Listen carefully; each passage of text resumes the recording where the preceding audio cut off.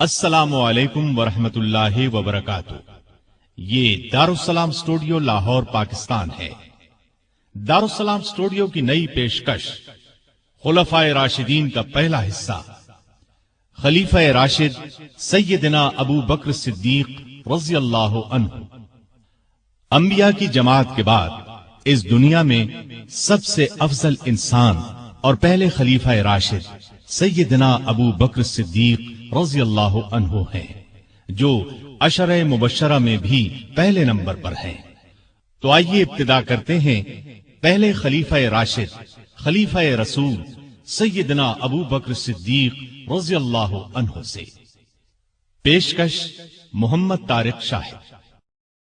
अल्लाह ताला इरशाद फरमाते हैं, वो लोग जो अल्लाह और उसके रसूलों पर ईमान लाए हैं, यही तो वो हैं जो उनके परवरदिगार के नजदीक सिद्दीक और शहीद हैं।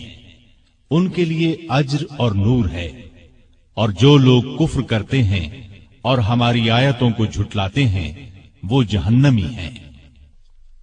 इरशाद नबवी है, अबू बकर के माल ने जितना मुझे फायदा दिया, इतना किसी और के माल ने नहीं दिया।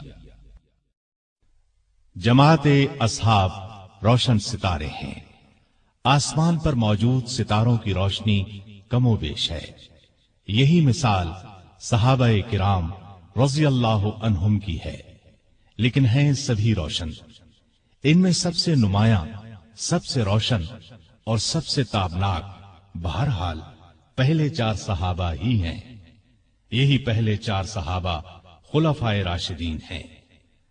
अशराए मुबश्शरा में भी सबसे पहले इन्हीं का नाम है। दुनिया में बहुत से लोगों को अजीबो गरीब खुसूसियात नसीब हुई। आदम अलैहिस्सलाम सबसे पहले इंसान हुए। अल्लाह ताला ने उन्हें माँ बाप के बगैर पैदा फरमाया। ईसा अलैहिस्सलाम बिन बाप के पैदा हुए। नूह अलैहिस्सलाम को 950 साल के करीब जिंदगी मिली। इब्राहिम अलैहिस्सलाम को आग में डाला गया, आग उन्हें जला न सकी।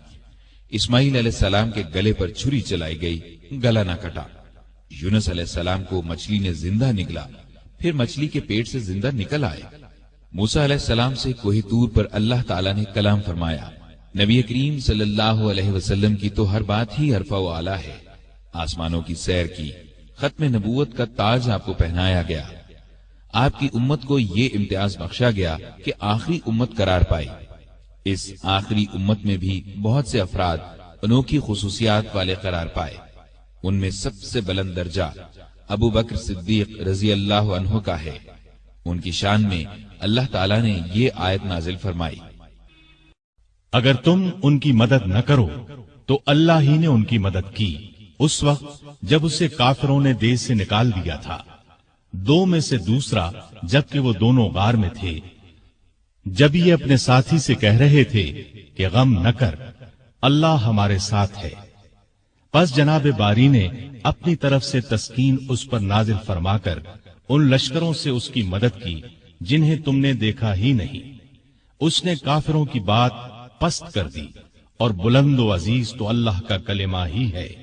अल्लाह गालिब है, हिकमत वाला है। तिरमिज़ी की एक रिवायत के अल्फाज ये हैं।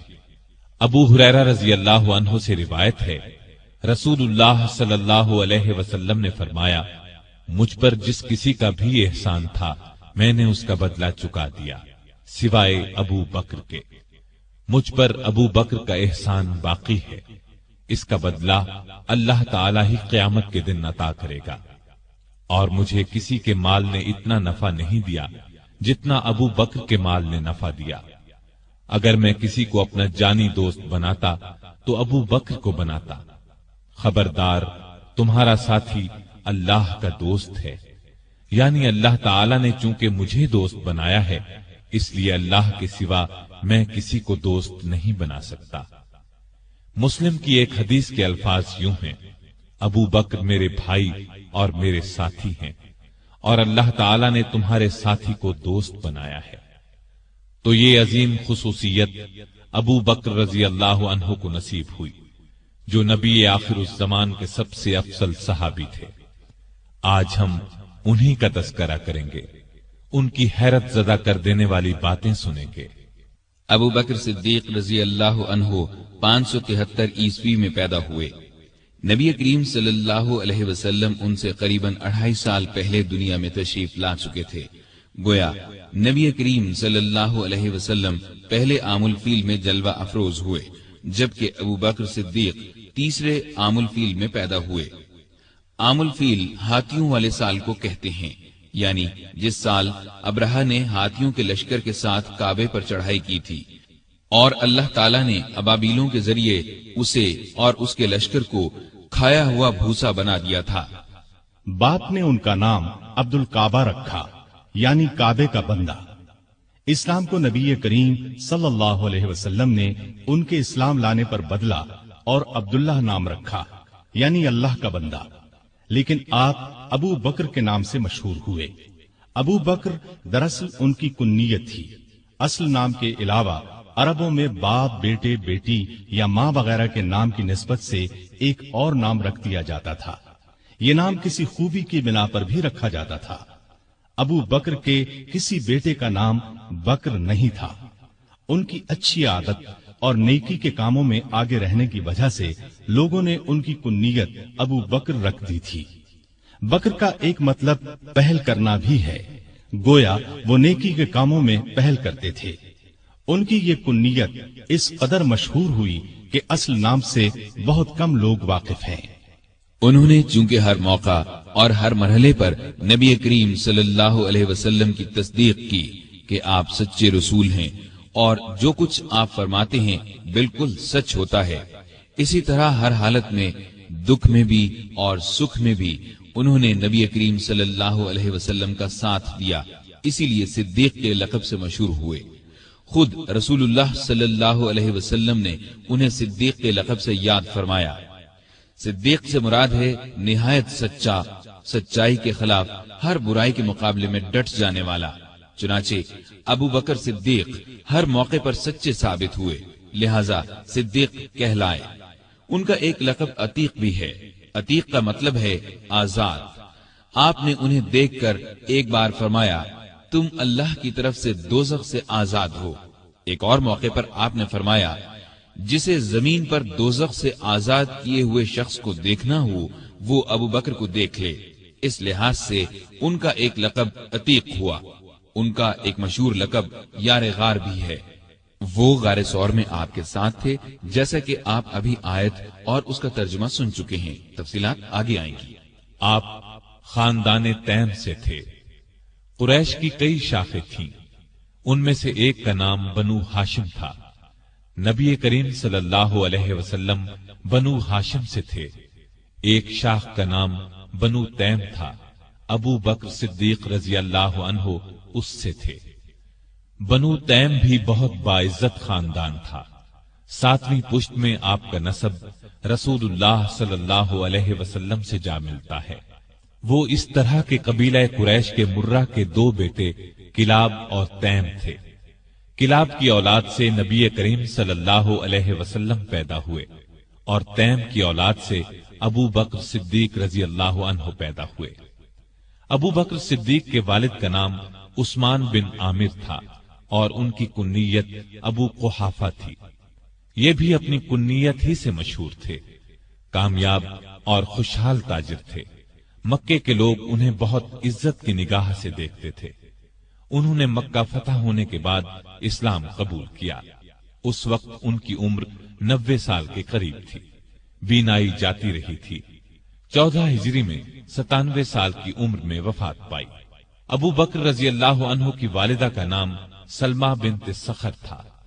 उनकी कुन्नियत उम्मुल खैर थी। ये भी बनु तैम से थीं। अपने शौहर अबू कुहाफा के चचा की बेटी थी। उन्होंने नबी करीम सल्लल्लाहु अलैहि वसल्लम की मदीने हिजरत से चंद साल पहले इस्लाम कबूल किया। लंबी उम्र पाई और अबू कुहाफा के वफात के कुछ अरसे बाद फौत हुई। अबू बकर के 2 भाइयों का जिक्र भी तारीख की किताबों में मिलता है। दोनों बचपन में फौत हो गए थे। 2 बहनें भी थीं, उम्मे फरवा और कुरैबा।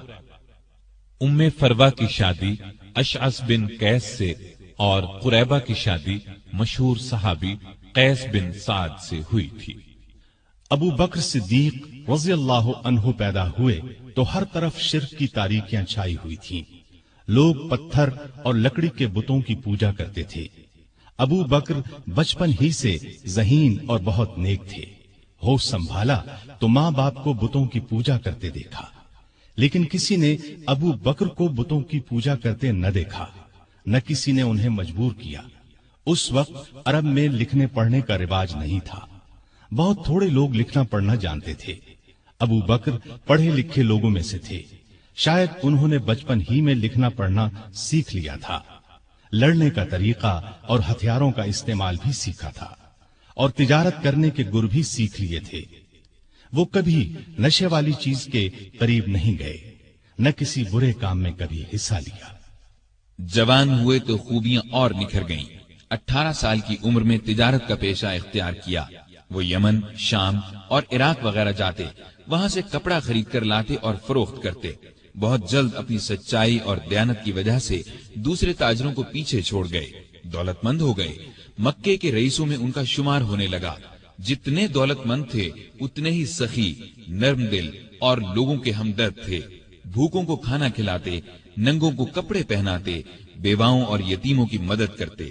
کسی کو مصیبت میں دیکھتے تو فوراً اس کی مدد کو پہنچتے۔ عام لوگوں کے ساتھ بہت محبت اور شفقت سے پیش آتے، کبھی جھوٹ نہیں بولتے تھے، شراب اور بتوں سے نفرت کرتے تھے۔ اس زمانے میں جو بے شمار دوسری برائیاں پھیلی ہوئی تھیں ان سے بھی دور رہتے تھے۔ عربی زبان کے بہت اچھے عالم تھے، کبھی کبھار شعر بھی کہہ لیتے تھے۔ عرب میں یہ بات بہت خوبی کی سمجھی جاتی تھی۔ قریش کی مختلف شاخوں اور دوسرے قبیلوں کے رسم و رواج اور حسب و نسب کو جاننے والا ان سے بڑھ کر کوئی نہیں تھا۔ قتل کے مقدمات کے فیصلے وہی کرتے تھے۔ نیکی، پرہیزگاری، دیانتداری، نرم مزاجی، ملنساری اور دوسری خوبیوں کی وجہ سے مکے کے سب لوگ ان کی دل سے عزت کرتے تھے۔ کسی معاملے میں کوئی مشکل پیش آ جاتی تو مشورے کے لیے انہی کے پاس آتے تھے۔ عرب کے دوسرے قبیلے بھی ان کی عزت کرتے تھے۔ تجارت کے لیے دوسرے ملکوں کا سفر کرتے تو عرب کے اکثر قبیلوں سے واسطہ پڑتا تھا، وہ سب انہیں ایک معزز اور نیک تاجر خیال کرتے تھے۔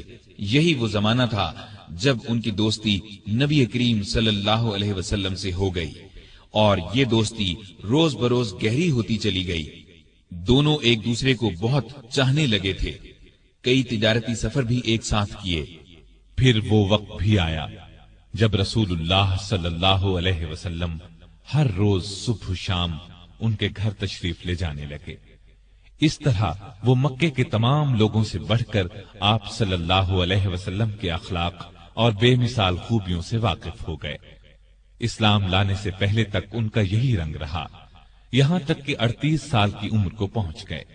اس وقت نبی کریم صلی اللہ علیہ وسلم کی عمر مبارک 40 سال ہو چکی تھی، اور آپ 41ویں سال میں قدم رکھ چکے تھے کہ آپ نے نبوت کا اعلان فرمایا۔ سب سے پہلے 4 نیک انسانوں نے اسلام قبول کیا۔ ان میں سے 3 تو آپ کے گھر کے تھے، یعنی خدیجہ رضی اللہ عنہا، علی رضی اللہ عنہ اور زید بن حارثہ رضی اللہ عنہ۔ علی آپ کے چچا زاد بھائی تھے، آپ ہی کے پاس رہتے تھے، اور اس وقت ان کی عمر 10 برس تھی۔ زید بن حارثہ آپ کے خادم اور منہ بولے بیٹے تھے۔ خدیجہ آپ کی بیوی تھیں۔ گھر سے باہر کے لوگوں میں سب سے پہلے ابو بکر صدیق رضی اللہ عنہ نے اسلام قبول کیا۔ گویا مردوں میں بھی سب سے پہلے یہی اسلام لائے۔ اسلام لاتے ہی آپ نے فوراً کہہ دیا، اب میری ہر چیز کا مالک اللہ اور اللہ کے رسول ہیں۔ مال اور اسباب تو کیا چیز ہیں، ان کی خاطر جان اور اولاد بھی قربان کر سکتا ہوں۔ نبوت کا اعلان فرمانے کے بعد نبی صلی اللہ علیہ وسلم نے شروع کے 3 سالوں میں صرف ان سمجھدار لوگوں کو اسلام کی طرف بلایا جن سے یہ امید کی جا سکتی تھی کہ وہ جھگڑا نہیں کریں گے اور اللہ کا سچا دین قبول کر لیں گے۔ اس کام میں ابو بکر صدیق نے آپ کا پورا ساتھ دیا۔ اسلام کی تبلیغ کی اور قریش کے بڑے بڑے لوگوں کو مسلمان کر لیا۔ ان میں عثمان غنی، طلحہ، زبیر، سعد بن ابی وقاص اور عبد الرحمن بن عوف رضی اللہ عنہم جیسے اونچے رتبے کے لوگ شامل تھے۔ रसूल करीम सल्लल्लाहु अलैहि वसल्लम की तबलीग से 3 साल में करीबन 150 नेक मर्दों और औरतों ने इस्लाम कबूल किया। ये काम चुपके चुपके किया गया। उस जमाने में नमाजें भी छुप कर पढ़ी जाती थीं, ताकि काफिरों को उनके इस्लाम लाने का पता न चले।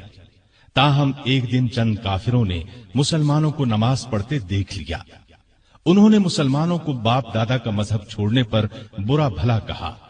नबी करीम सल्लल्लाहु अलैहि वसल्लम को खबर हुई तो आपने अपने प्यारे सहाबी अरकम बिन अबी अरकम रज़ियल्लाहु अन्हु के मकान को मुसलमानों के जमा होने और नमाज पढ़ने की जगह बना दिया। ये मकान सफा पहाड़ी के करीब था और बहुत महफूज था। काफिर उस पर आसानी से हमला नहीं कर सकते थे। नबुव्वत के चौथे साल अल्लाह ताला के हुक्म से आपने खुल्लम खुला इस्लाम की तबलीग शुरू फरमाई।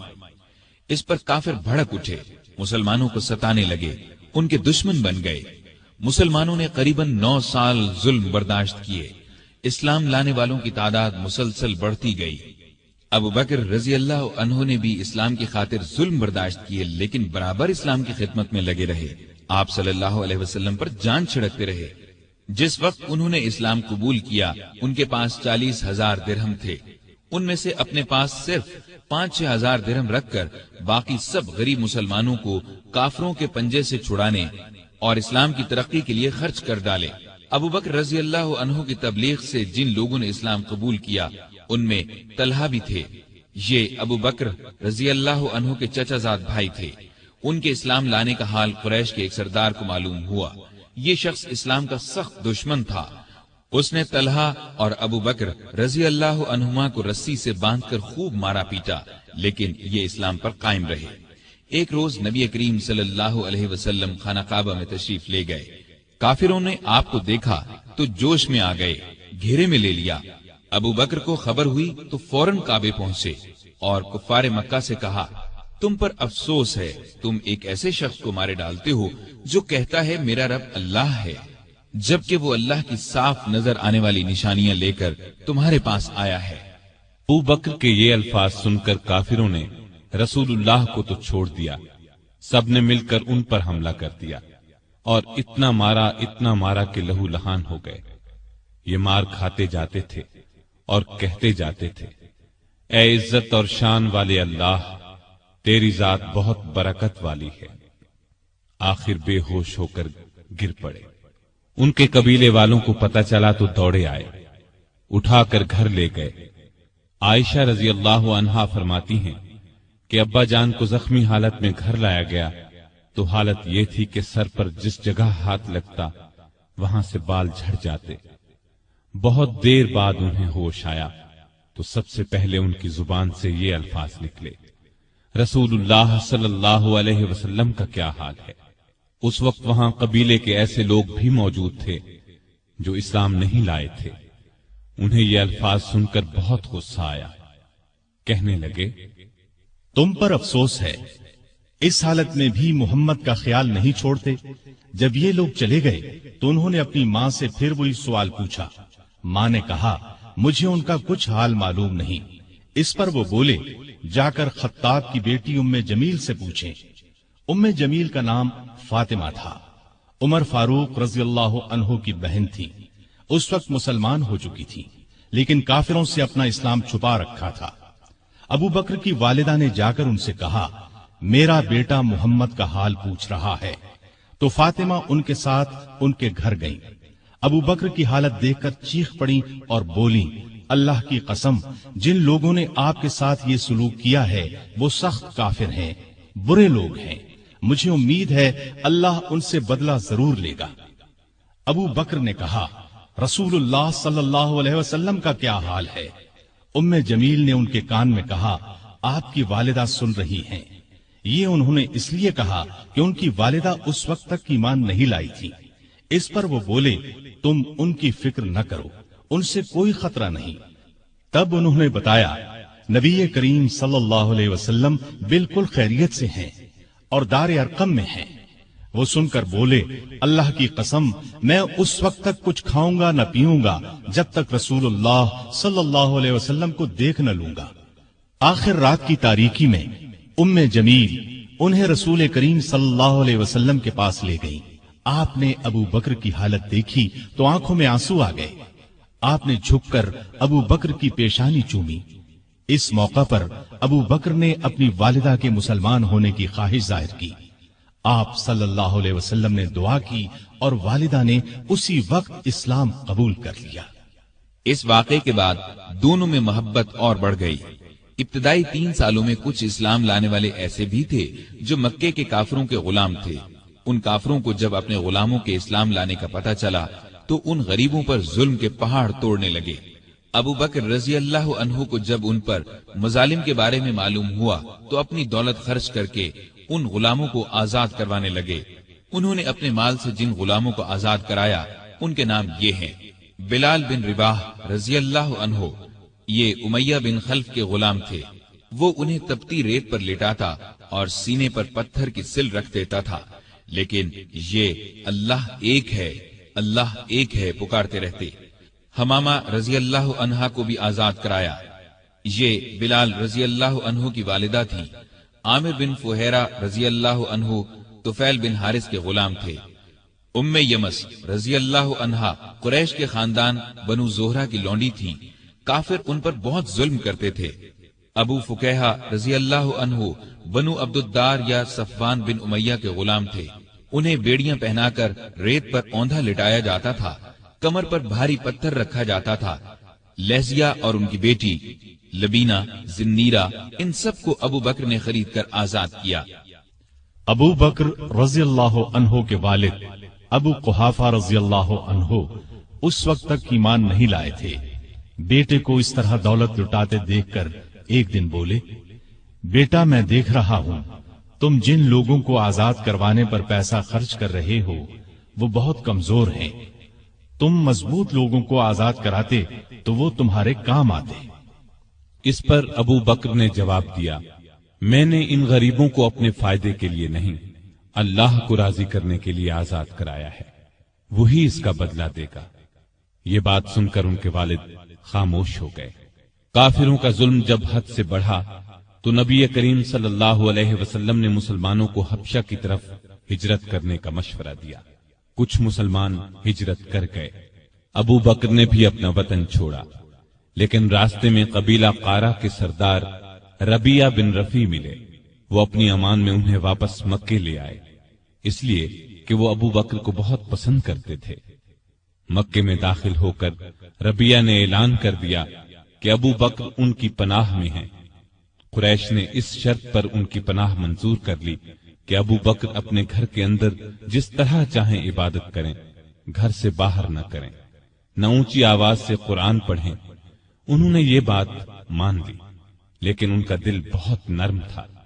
जब घर में कुरान पढ़ते तो बेइख्तियार रोने लगते। उनके रोने की आवाज सुनकर लोग घरों से निकल आते। रास्ता चलते लोग रुक जाते और कुरान सुनने लगते। मक्के के काफिरों ने जब ये देखा तो रबिया से शिकायत की। रबिया ने उनकी शिकायत अबू बकर के आगे रखी।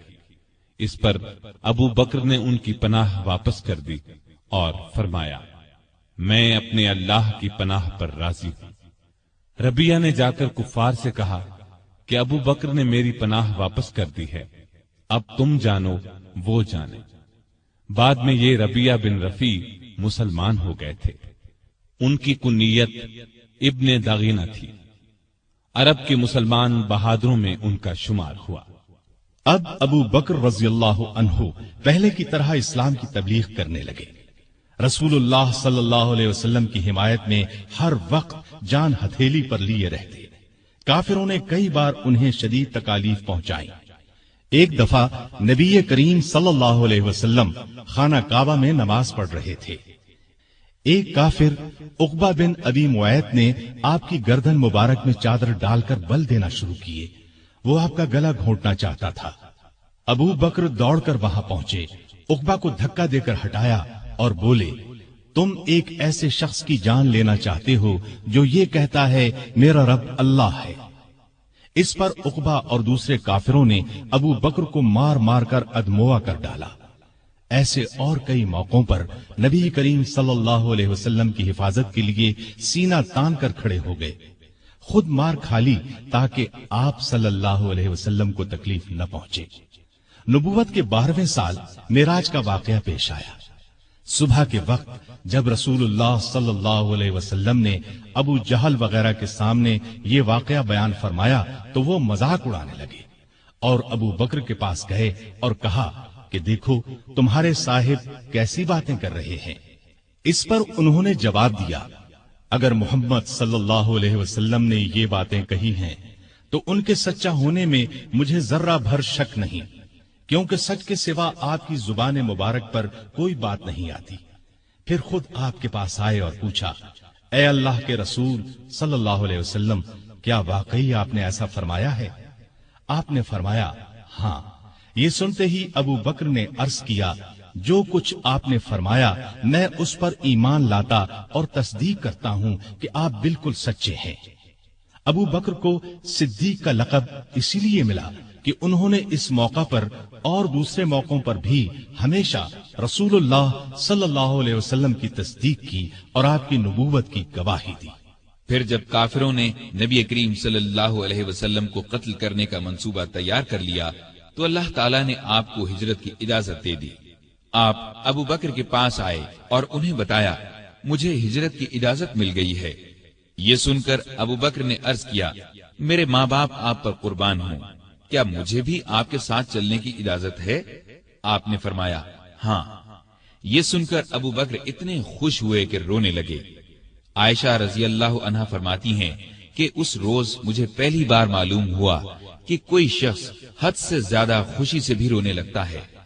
پھر ابو بکر نے عرض کیا، مجھے اندازہ تھا کہ آپ ہجرت کریں گے، اس لیے میں نے 2 اونٹنیوں کو کھلا پلا کر تیار کر رکھا ہے، ان میں سے ایک آپ لے لیں۔ آپ نے فرمایا لیکن میں قیمت دے کر لوں گا۔ ابو بکر خاموش ہو گئے۔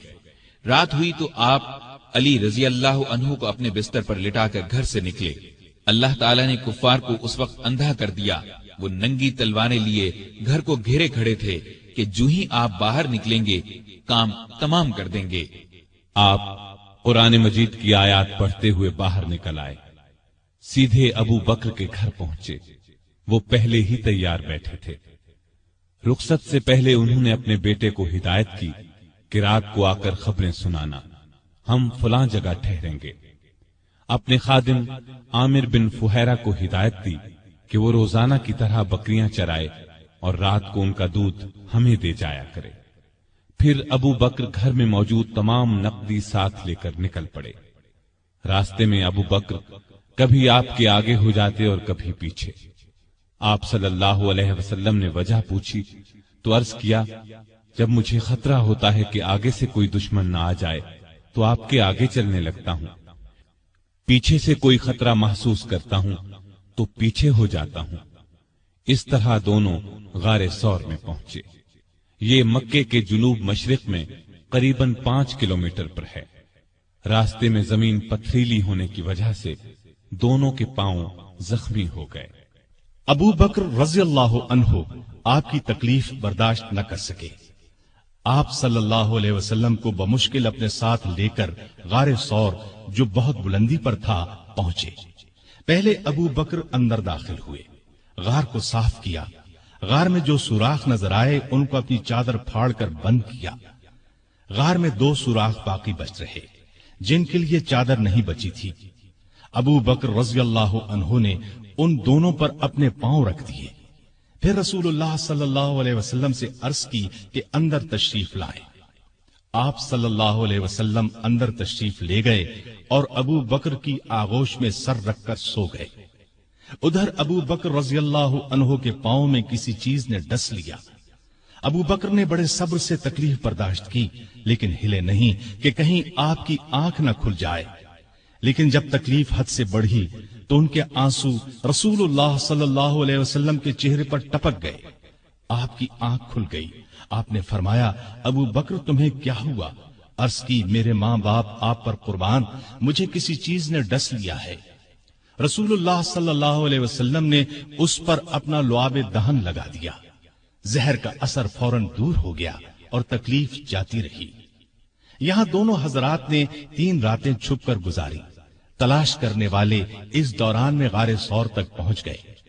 ابو بکر کی نظر ان پر پڑی تو گھبرائے اور کہا، اے اللہ کے نبی، اگر ان میں سے کوئی شخص محض اپنی نگاہ نیچی کر دے تو ہمیں دیکھ لے گا۔ نبی کریم صلی اللہ علیہ وسلم نے فرمایا، ابو بکر، ایسے دو آدمیوں کے بارے میں تمہارا کیا خیال ہے جن کا تیسرا اللہ ہے؟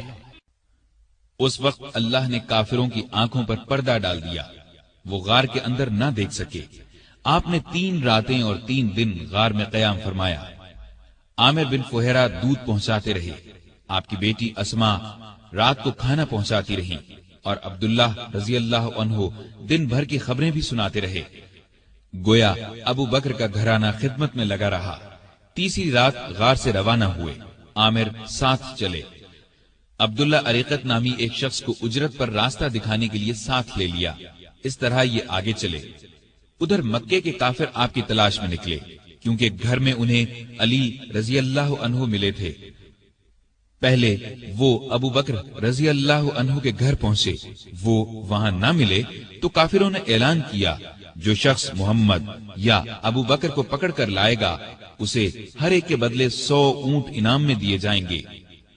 قبیلہ بنو مدلج کا سردار سراقہ یہ اعلان سن کر ہتھیار لگا کر آپ کی تلاش میں گھوڑے پر روانہ ہوا۔ یہ بڑے ڈیل ڈول کا اور بہادر شخص تھا۔ تلاش کرتے کرتے ان حضرات کے نزدیک پہنچ گیا، لیکن گھوڑے نے ٹھوکر کھائی، زمین پر گرا، دوبارہ سیدھا ہوا، پھر گرا۔ ادھر ابو بکر مڑ مڑ کر اس کی طرف دیکھ رہے تھے۔ بولے، اے اللہ کے رسول، ہمارا پیچھا کرنے والا بہت قریب آ گیا ہے۔ اس پر نبی کریم صلی اللہ علیہ وسلم نے فرمایا، لا تحزن ان اللہ معنا، غم نہ کر، اللہ ہمارے ساتھ ہے۔ اس کے ساتھ ہی سراقہ کا گھوڑا زمین میں دھنس گیا۔ یہ دیکھ کر وہ پکارا، مجھے معاف کر دیجئے، میں آپ کو کوئی تکلیف نہیں پہنچاؤں گا۔ آپ نے دعا کی، گھوڑا نکل آیا، سراقہ نزدیک آیا، کافروں کے اعلان کے بارے میں بتایا۔ آپ نے اسے جانے کی اجازت دے دی اور اس سے کہا، ہمارے بارے میں کسی کو نہ بتانا۔ وہ لوٹ گیا اور آپ اپنے ساتھی کے ساتھ آگے روانہ ہوئے۔ ادھر یثرب یعنی مدینہ کے لوگوں کو اطلاع مل چکی تھی، وہ آپ کا بے چینی سے انتظار کر رہے تھے۔ آپ 8 دن تک سفر کے بعد قباء کے قریب پہنچے۔ قباء مدینے سے 4 کلومیٹر کے فاصلے پر جنوب مغرب میں ایک گاؤں تھا۔ لوگوں کو آپ کی آمد کی خبر ملی تو اللہ اکبر کے نعرے لگاتے امٹ پڑے۔ ادھر رسول کریم صلی اللہ علیہ وسلم اور ابو بکر رضی اللہ عنہ سواری سے اتر کر ایک درخت کے نیچے بیٹھ گئے تھے۔ لوگ ابو بکر کو سلام کرتے رہے، اس لیے کہ ان کے سر اور داڑھی کے بال سفید ہو گئے تھے۔ لوگ انہیں اللہ کا رسول سمجھے۔ نبی صلی اللہ علیہ وسلم پر دھوپ آئی تو ابو بکر نے آپ پر کپڑا تان کر سایہ کیا۔ تب لوگوں کو معلوم ہوا کہ اللہ کے رسول تو یہ ہیں۔ آپ صلی اللہ علیہ وسلم نے قباء میں مسجد بنوائی۔ چند دن ٹھہرنے کے بعد وہاں سے مدینے کی طرف روانہ ہوئے۔ ابو بکر اب بھی ساتھ تھے۔ مدینے میں آپ اور ابو بکر ابو ایوب انصاری کے ہاں قیام فرما ہوئے۔ اب آپ نے مدینے میں مسجد بنانے کا ارادہ فرمایا۔ مسجد کے لیے جو زمین خریدی گئی اس کی قیمت ابو بکر نے ادا کی۔ تمام مسلمانوں نے بڑھ چڑھ کر مسجد کی تعمیر میں حصہ لیا۔ ابو بکر بھی کسی سے پیچھے نہ رہے۔ پھر ابو بکر نے اپنے گھر کے باقی افراد کو بھی مکے سے مدینے بلا لیا، لیکن والد اور ایک بھائی نے ابھی اسلام قبول نہیں کیا تھا، وہ مکے ہی میں ٹھہرے رہے۔ ابو بکر رضی اللہ عنہ کی والدہ بھی بوڑھے شوہر کی وجہ سے وہیں رکی رہی۔ مدینے میں آپ نے اپنا کام یعنی کپڑے کی تجارت پھر سے شروع کر دی، لیکن زیادہ وقت نبی کریم صلی اللہ علیہ وسلم کی خدمت میں بسر کرنے لگے۔ آپ ہر جگہ رسول اللہ صلی اللہ علیہ وسلم کے ساتھ جاتے۔ ابو بکر صدیق رضی اللہ عنہ نے ہر طرح کے جہاد میں حصہ لیا، دین کی خاطر ہر قسم کی سختیاں برداشت کی، اپنا مال اللہ کے راستے میں بے دریغ خرچ کیا، جان کی بازی لگا کر اللہ اور اس کے رسول صلی اللہ علیہ وسلم کے دشمنوں سے لڑے۔ آپ غزوہ بدر میں شریک ہوئے۔ اس لڑائی سے پہلے آپ نے پرجوش انداز میں مسلمانوں سے کہا، ہم آخری دم تک لڑیں گے۔ میدان جنگ میں نبی کریم صلی اللہ علیہ وسلم بہت دیر تک دعا کرتے رہے تو ابو بکر کا دل بھر آیا اور انہوں نے یہ الفاظ کہے، اے اللہ کے رسول، اب بس کیجئے، آپ بہت دعا مانگ چکے، اللہ آپ سے کیا ہوا وعدہ ضرور پورا فرمائے گا۔ لڑائی کے دوران جو کافر آپ صلی اللہ علیہ وسلم کی طرف بڑھتا، ابو بکر فوراً اس پر حملہ آور ہوتے۔ ابو بکر کے بیٹے عبد الرحمن ابھی مسلمان نہیں ہوئے تھے، کافروں کے لشکر میں موجود تھے۔ کچھ عرصے بعد وہ اسلام لے آئے۔ اس وقت انہوں نے بتایا، ابا جان، بدر کی لڑائی میں آپ میری تلوار کے زد میں آئے تھے، لیکن میں نے وار نہیں کیا تھا۔ یہ سن کر ابو بکر نے فرمایا، لیکن اگر تم میری تلوار کی زد میں آ جاتے تو میں تمہیں ہرگز نہ چھوڑتا۔ اس کے بعد احد کی لڑائی ہوئی۔ اس لڑائی میں مسلمانوں کے ایک دستے کی غلطی کی وجہ سے مسلمانوں کے پاؤں اکھڑ گئے۔ اس وقت کافر چاروں طرف سے آپ صلی اللہ علیہ وسلم پر ٹوٹ پڑے۔ اس وقت جن چند جانثاروں نے آپ کے ساتھ دشمن کا مقابلہ کیا، ان میں سے ایک ابو بکر رضی اللہ عنہ بھی تھے۔ خندق کی لڑائی میں ابو بکر فوج کا ایک دستہ لے کر خندق کے ایک حصے کی حفاظت کرتے رہے۔ بعد میں اس جگہ مسجد بنائی گئی جو مسجد صدیق کے نام سے مشہور ہوئی۔ بیعت رضوان کے موقع پر صلح کی چند شرائط مسلمانوں کو پسند نہ آئیں تو وہ ابو بکر کے پاس آئے اور اپنا خیال ظاہر کیا۔ ابو بکر نے ان سے فرمایا، آپ اللہ کے رسول ہیں، جس طرح اللہ حکم دیتا ہے اسی طرح کرتے ہیں، اللہ ان کی مدد کرے گا، تم ان کی اطاعت کرتے رہو، اللہ کی قسم وہ حق پر ہیں۔ خیبر کی لڑائی میں بھی ابو بکر رضی اللہ عنہ ساتھ تھے۔ فتح مکہ کے موقع پر بھی ابو بکر ساتھ تھے۔ قریش میں اب مقابلے کی تاب نہیں تھی۔ آپ صلی اللہ علیہ وسلم نے انہیں معاف کر دیا۔ ابو بکر اپنے والد ابو قحافہ کو آپ کی خدمت میں لائے۔ وہ بہت بوڑھے ہو چکے تھے، بینائی بھی زائل ہو چکی تھی۔ ابو بکر نے خواہش ظاہر کی کہ وہ مسلمان ہو جائیں۔ آپ صلی اللہ علیہ وسلم نے ان کے سینے پر ہاتھ پھیرا اور فرمایا، اسلام لے آئیے۔ انہوں نے اسی وقت کلمہ پڑھ لیا۔ غزوہ حنین کے موقع پر جب قبیلہ حوازن نے زبردست تیر اندازی کی تو مسلمانوں کی صفیں ٹوٹ گئیں۔ اس وقت جو صحابہ ثابت قدم رہے ان میں ابو بکر بھی تھے۔ غزوہ طائف میں ابو بکر کے بیٹے عبداللہ کو ایک تیر لگا، وہ زخمی ہو گئے۔ چند دن میں زخم ٹھیک ہو گیا لیکن پھر خراب ہو گیا اور وہ اسی زخم کی وجہ سے فوت ہوئے۔ تبوک کی لڑائی کے موقع پر لشکر کے لیے ہتھیاروں اور سواریوں کی بہت ضرورت تھی۔ آپ نے مسلمانوں سے فرمایا، دل کھول کر مال اور سامان دیں۔ اس پر غریب امیر ہر مسلمان نے مال، سامان، اونٹ، گھوڑے، غلہ، کھجوریں وغیرہ آپ کی خدمت میں ڈھیر کر دی۔ ابو بکر اپنے گھر کا تمام سامان اور ہر چیز لے آئے۔ نبی کریم صلی اللہ علیہ وسلم نے پوچھا، ابو بکر بال بچوں کے لیے کیا چھوڑا؟ انہوں نے عرض کیا، ان کے لیے اللہ اور اللہ کا رسول کافی ہیں۔ لڑائی میں آپ صلی اللہ علیہ وسلم نے ساری فوج کا انتظام ابو بکر رضی اللہ عنہ کے سپرد کیا۔ فوج کا بڑا جھنڈا بھی انہی کو دیا۔ تبوک مدینے سے 686 کلومیٹر دور ہے۔ مسلمان تکلیفیں اٹھاتے وہاں پہنچے۔ تبوک سے واپسی کے بعد حج کے دن قریب آئے تو آپ صلی اللہ علیہ وسلم نے ابو بکر کو امیر حج مقرر فرمایا۔ انہوں نے لوگوں کو حج کرایا۔ ہجرت کے 10ویں سال رسول کریم صلی اللہ علیہ وسلم خود حج کے لیے مکہ تشریف لے گئے۔ ابو بکر رضی اللہ عنہ اور ہزارہا مسلمان آپ کے ساتھ تھے۔ آپ کا سامان ابو بکر کی اونٹنی پر لادا گیا۔ 11 ہجری میں آپ نے ایک لشکر شام بھیجنے کے لیے تیار کیا۔ اس لشکر کا سردار آپ نے اپنے ایک پیارے نوجوان اسامہ بن زید رضی اللہ عنہ کو مقرر فرمایا۔ اس لشکر کو بھیجنے کا مقصد یہ تھا کہ روم کے بادشاہ سے موتا کی لڑائی کا بدلہ لیا جائے۔ موتا کی لڑائی 8 ہجری میں ہوئی تھی اور اس میں رومی عیسائیوں کے ہاتھوں نبی کریم صلی اللہ علیہ وسلم کے 12 پیارے صحابہ شہید ہو گئے تھے۔ ان میں اسامہ رضی اللہ عنہ کے والد زید بھی تھے۔ اس لشکر میں ابو بکر رضی اللہ عنہ بھی شریک تھے۔ انہوں نے اس بات کی پرواہ تک نہیں کی کہ ان کا سپہ سالار 18-19 سال کی عمر کا ایک نوجوان ہے۔ دراصل وہ اللہ کے سپاہی تھے اور جو بات اللہ کے رسول صلی اللہ علیہ وسلم کو پسند تھی وہی انہیں بھی پسند تھی۔ حج سے واپسی پر نبی صلی اللہ علیہ وسلم نے مسلمانوں کو یہ خطبہ دیا۔ اللہ نے اپنے ایک بندے کو اختیار دیا کہ چاہے تو دنیا کی نعمتوں کو قبول کر لے اور چاہے تو اللہ کے پاس جا کر ان نعمتوں کو قبول کرے جو وہاں ملنے والی ہیں۔ تو اس بندے نے اللہ کے پاس جا کر ملنے والی نعمتوں کو قبول کیا ہے۔ یہ خطاب سن کر ابو بکر رضی اللہ عنہ رونے لگے۔ وہ سمجھ گئے کہ یہ آپ صلی اللہ علیہ وسلم نے اپنے بارے میں فرمایا ہے۔ ہجرت کے 11ویں سال رسول کریم صلی اللہ علیہ وسلم کے مرض میں اضافہ ہو گیا تو آپ نے ابو بکر کو نماز پڑھانے کا حکم فرمایا۔ ابو بکر نمازیں پڑھانے لگے۔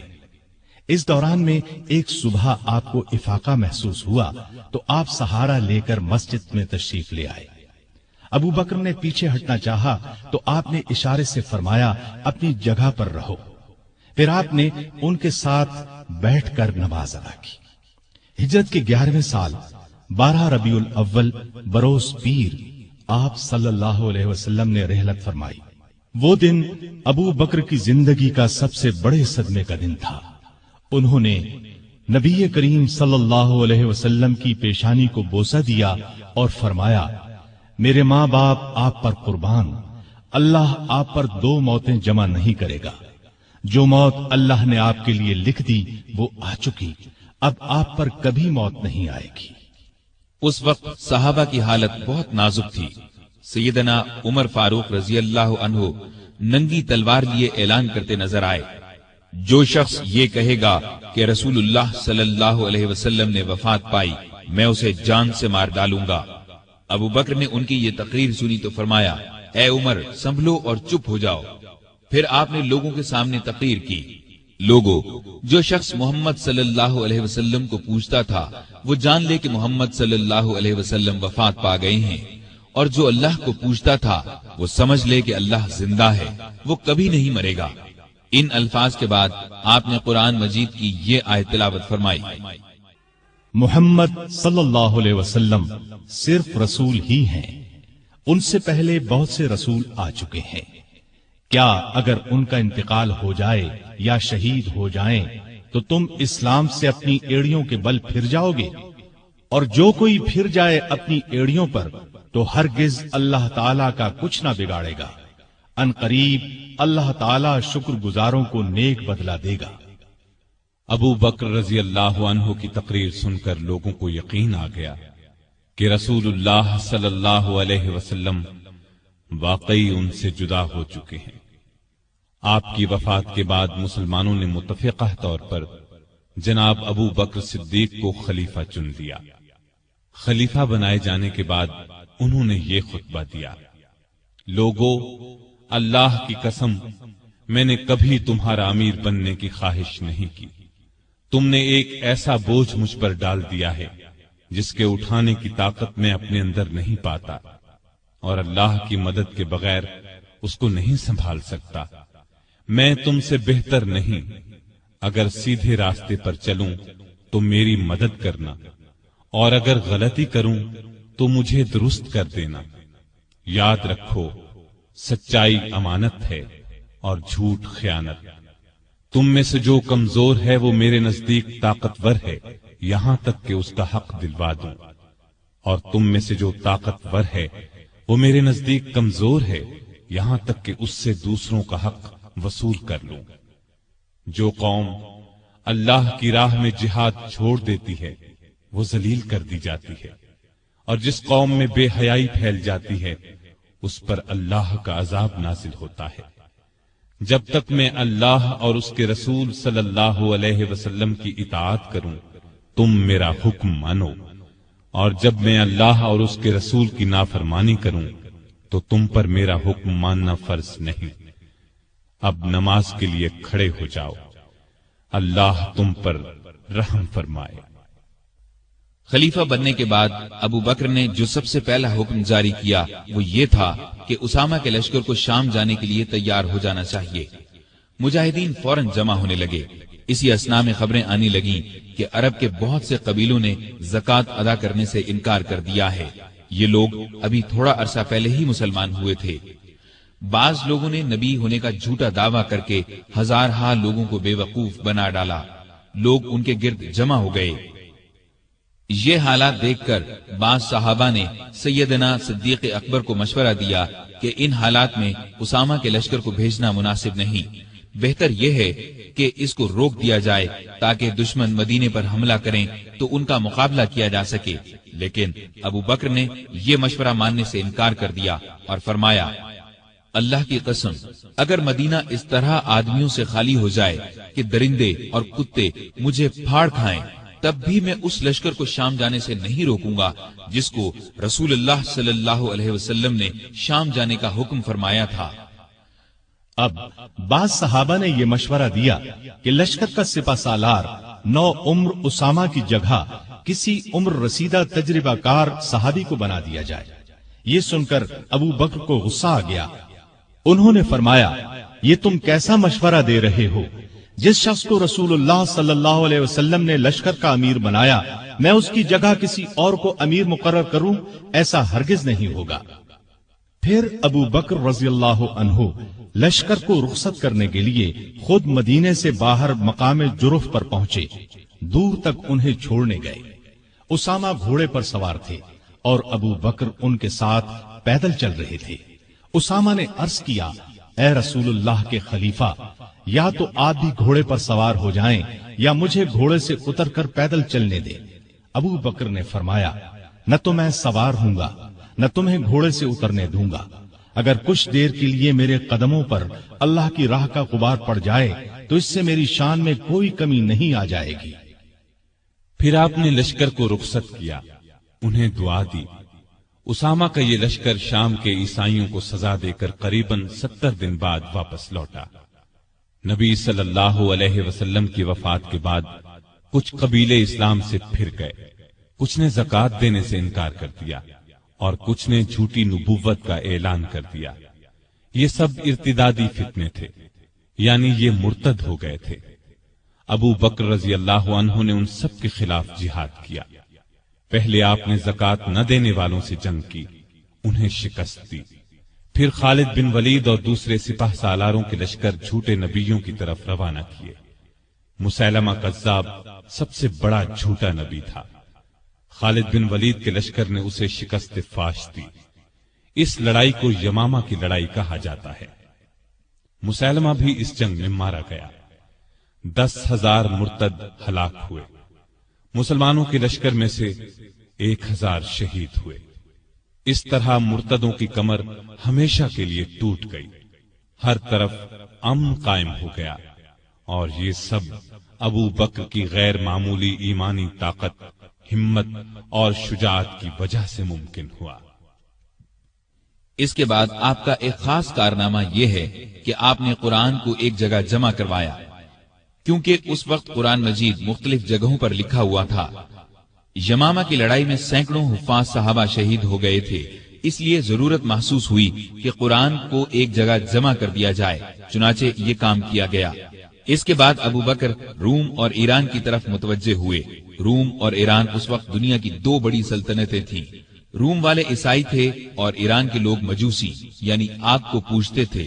دونوں ہی مسلمانوں کے دشمن تھے۔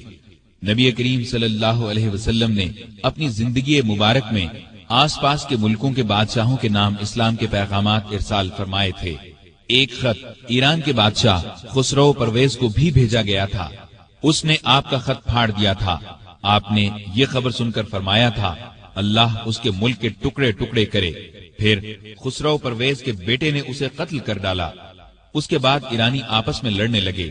ایسے میں ابو بکر رضی اللہ عنہ خلیفہ بن گئے تو انہوں نے خالد بن ولید کو سپہ سالار بنا کر ایران کی طرف روانہ کیا۔ خالد بن ولید رضی اللہ عنہ کی ایرانیوں سے 15 کے قریب لڑائیاں ہوئیں۔ ان سب میں اللہ نے انہیں فتح عطا کی۔ اس کے بعد روم کی باری آئی۔ روم کی طرف 4 لشکر روانہ کیے۔ ان کے سپہ سالار ابو عبیدہ بن جراح، یزید بن ابی سفیان، شرحبیل بن حسنہ اور عمر بن عاص مقرر فرمائے۔ इन चारों लश्करों में 27,000 के करीब मुजाहिदीन थे। ये चारों मुख्तलिफ रास्तों से शाम पर हमलावर हुए। साथ ही अबू बकर ने खालिद बिन वलीद को हुक्म भेजा कि वो भी इन लश्करों की मदद के लिए पहुंचे। खालिद बिन वलीद शाम के इस्लामी लश्कर से आ मिले और कमान अपने हाथ में ले ली। उधर रूमियों का बड़ा लश्कर अजनादैन के मकाम पर जमा हुआ। खालिद बिन वलीद ने उनका रुख किया और उन्हें बहुत बड़ी शिकस्त दी। अजनादैन से शिकस्त खाकर रूमी यरमूक में जमा हुए। यहां भी जबरदस्त जंग हुई। ये लड़ाइयां अभी जारी थीं कि सैयदना अबू बकर रज़ियल्लाहु अन्हु बीमार हो गए। पहले उन्हें तेज बुखार हुआ। सख्त कमजोरी की वजह से मस्जिद में ना आ सके। सैयदना उमर रज़ियल्लाहु अन्हु को नमाजें पढ़ाने का हुक्म दिया। जब हालत और बिगड़ी तो वसीयत फरमाई, मेरे बाद खलीफा उमर होंगे। ये वसीयत सुनकर बाज सहाबा ने अर्ज की, उमर के मिजाज में सख्ती है। तो अबू बकर ने फरमाया, जब खिलाफत का बोझ सर पर पड़ेगा तो ये सख्ती जाती रहेगी। वो उम्मत के बेहतरीन आदमी हैं। बीमारी के दिनों में एक दिन पूछा, खलीफा बनने से अब तक बैतुल माल से मुझे कितना वजीफा मिला है? हिसाब किया गया तो 8,000 के करीब दिरहम बने। आपने फरमाया, मेरी फलां जमीन बेचकर ये रकम बैतुल माल में जमा की जाए। फिर आपने फरमाया, जब से मैं खलीफा हुआ हूं मेरी जायदाद कितनी बढ़ी है। लोगों ने कहा कि एक हबशी गुलाम है जो बच्चों को खिलाता है, मुसलमानों की तलवारों को साफ करता है और चमकाता है। एक ऊंटनी है जिस पर पानी लाता है और एक मामूली सी पुरानी चादर है। ये सुनकर फरमाया, मेरे मरने के बाद ये सब चीजें नए खलीफा उमर के पास पहुंचा दी जाएं। एक वसीयत ये की कि मेरी कब्र रसूलुल्लाह सल्लल्लाहु अलैहि वसल्लम की कब्र के पास बनाई जाए। अपने कफन के बारे में फरमाया, जो कपड़े मेरे बदन पर हैं उन्हीं में कफन दिया जाए। इस पर आयशा रजी अल्लाह अन्हा ने फरमाया, हम आपके लिए नया कफन क्यों ना खरीदें? जवाब में फरमाया, मुर्दों से ज्यादा नए कपड़ों की जरूरत जिंदों को है। ये भी फरमाया, नबी सल्लल्लाहु अलैहि वसल्लम की वफात पीर को हुई थी, आज पीर है। मुझे उम्मीद है कि मेरी मौत भी आज ही होगी। चुनाचे 22 जमादुल आखिर हिजरत के 13वें साल पीर के दिन अबू बकर रजी अल्लाह अन्हु इस दुनिया से रहलत कर गए। कफन दफन उनकी वसीयत के मुताबिक हुआ। वफात के वक्त उम्र 63 साल थी। खिलाफत की मुद्दत 2 साल 3 माह 11 दिन है। खलीफा बनने से पहले कपड़े की तिजारत करते थे। जिस रोज खलीफा बनाए गए उससे अगले रोज कपड़े के थान कंधे पर रखकर बाजार की तरफ निकले। उमर ने देखा तो अर्ज की, अगर आप तिजारत करते रहे तो मुसलमानों के काम कौन सर अंजाम देगा? इस तरह मुसलमानों के मशवरे से आपका वजीफा मुकर्रर हुआ। ये इतना था जितना एक आम आदमी का खर्च होता है। वफात के वक्त ये भी अपनी जमीन फरोख्त करके बैतुल माल में जमा कराने की वसीयत कर दी। इस वसीयत के मुताबिक जब ये रकम बैतुल माल में जमा कराने के लिए सैयदना उमर फारूक की खिदमत में लाई गई तो उमर रो पड़े। आपकी शक्ल नूरानी, कद दरमियाना, जिस्म दुबला पतला, रंग गोरा था। लिबास बहुत सादा पहनते। इबादत का बहुत शौक था। दिन को रोजा रखते, रात को क़याम करते। तिलावत के वक्त इतना रोते कि दाढ़ी तर हो जाती। कुरान और हदीस के बहुत बड़े आलिम थे। आपसे मरवी 42 अहादीस हैं। लिखना पढ़ना भी जानते थे। मुख्तलिफ औकात में 5 शादियां की। 3 बेटे और 3 बेटियां थीं। उनके नाम ये हैं, अब्दुल्लाह, अब्दुर्रहमान, मोहम्मद, अस्मा, आयशा और उम्मे कुलसूम रज़ी अल्लाह अन्हुम। घर वालों से बहुत मोहब्बत करते थे, लेकिन सबसे ज्यादा नबी करीम सल्लल्लाहु अलैहि वसल्लम से मोहब्बत करते थे। इस मोहब्बत का अल्फाज में बयान नामुमकिन है। हर वक्त अपनी जान नबी करीम सल्लल्लाहु अलैहि वसल्लम पर कुर्बान करने के लिए तैयार रहते थे। आप सल्लल्लाहु अलैहि वसल्लम भी हर वक्त उन्हें अपने साथ रखते। कोई बात उनसे छुपा कर नहीं रखते थे।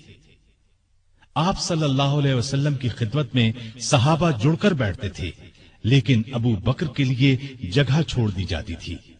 جب وہ اپنی جگہ پر آ کر بیٹھتے تو آپ ان کی طرف رخ کر لیتے تھے۔ آپ صلی اللہ علیہ وسلم فرمایا کرتے تھے، ابو بکر تمام لوگوں میں مجھے سب سے زیادہ پیارے ہیں۔ آپ صلی اللہ علیہ وسلم نے کئی بار انہیں جنت کی بشارت دی۔ ایک مرتبہ فرمایا، ابو بکر حوض کوثر پر میرے ساتھ ہوں گے۔ ایک مرتبہ نبی کریم صلی اللہ علیہ وسلم نے 10 صحابہ کے نام لے کر فرمایا کہ یہ جنتی ہیں۔ ان میں پہلا نام ابو بکر صدیق کا لیا۔ ابو بکر صدیق غریبوں اور محتاجوں کی بہت مدد کرتے تھے۔ اللہ کے راستے میں خرچ کرنے میں سب کو پیچھے چھوڑ دیتے تھے۔ اللہ کا خوف اس قدر تھا کہ حساب کے دن کا خیال آنے پر کانپ جاتے تھے۔ فرمایا کرتے تھے، کاش میں ایک تنکا ہوتا، کسی کو کوئی بات کہہ دیتے تو فوراً اس سے معافی مانگ لیتے۔ لوگوں کو سلام کرنے میں پہل کرتے تھے۔ پرہیزگاری تو حد درجے کی تھی۔ ایک دن آپ کا غلام کھانے کی کوئی چیز لایا، آپ نے اس میں سے کچھ کھا لیا، لیکن کھانے کے بعد غلام نے آپ سے پوچھا، آپ کو معلوم ہے کہ آپ نے جو کھایا ہے وہ کیا ہے؟ آپ نے فرمایا، بتلاؤ یہ کہاں سے آیا ہے؟ اس نے بتایا کہ زمانہ جاہلیت میں ایک شخص نے مجھ سے کچھ منتر پڑھوایا تھا، یہ اس کی اجرت ہے۔ یہ سن کر ابو بکر نے اپنا ہاتھ منہ میں ڈالا اور جو کچھ پیٹ میں گیا تھا قے کے ذریعے سب کچھ باہر نکال دیا۔ مزاج میں بہت عاجزی تھی۔ خلیفہ بننے سے پہلے محلے والوں کی بکریوں کا دودھ دو دیتے تھے۔ خلیفہ بننے کے بعد بھی یہ معمول نہ چھوڑا۔ لوگوں کو بہت اچھی اچھی نصیحتیں کرتے رہتے تھے۔ فرماتے ہیں، مصیبت کی جڑ انسان کی گفتگو ہے۔ عقل مند کی پہچان یہ ہے کہ وہ زیادہ باتیں نہیں کرتے۔ سچائی امانت اور جھوٹ بددیانتی ہے۔ کسی مسلمان کو حقیر نہ جانو۔ جس قوم میں بری باتیں عام ہو جائیں تو اللہ اس کو مصیبت میں ڈال دیتا ہے۔ ہر اچھے کام کے ثواب کا ایک اندازہ ہے، لیکن صبر کا ثواب بے اندازہ ہے۔ گناہ سے توبہ کرنا ضروری ہے، لیکن گناہ سے بچنا اس سے بھی زیادہ ضروری ہے۔ اس دن پر رو جو تیری عمر سے گزر گیا اور تو نے اس میں کوئی نیکی نہیں کی۔ اللہ تعالیٰ اس وقت تک نفلی عبادت قبول نہیں کرتا جب تک کہ تم فرض ادا نہ کرو۔ جو قوم جہاد کو چھوڑ دیتی ہے اللہ اس کو ذلیل کر دیتا ہے۔ مظلوم کی بد دعا سے بچو، کیونکہ اللہ اس کو فوراً سن لیتا ہے۔ علم بغیر عمل کے بیکار ہے۔ بروں کے پاس بیٹھنے سے اکیلے بیٹھ رہنا بہت اچھا ہے۔ دوائیں کھا کھا کر صحت مند نہیں بنا جا سکتا۔ جس پر نصیحت اثر نہ کرے اس کا دل ایمان سے خالی ہے۔ مسکین اور محتاج کو عاجزی اور ادب سے خیرات دو، اس لیے کہ خوشی سے خیرات دینا اس کے قبول ہونے کی نشانی ہے۔ اللہ سے شرم کرو۔ ہر کام کرتے وقت یاد رکھو اللہ تمہیں دیکھ رہا ہے۔ بڑائی پرہیزگاری میں ہے اور عزت عاجزی میں۔ آپس میں بھائی بھائی بن کر رہو جیسا کہ تمہیں اللہ نے حکم دیا ہے۔ ایک دوسرے سے تعلق مت توڑو، کسی سے حسد نہ کرو اور نہ کسی کے خلاف دل میں کینہ رکھو۔ سامعین محترم، ابھی آپ دارالسلام اسٹوڈیو سے خلفائے راشدین کا پہلا حصہ خلیفہ راشد سیدنا ابو بکر صدیق رضی اللہ عنہ سماعت فرما رہے تھے۔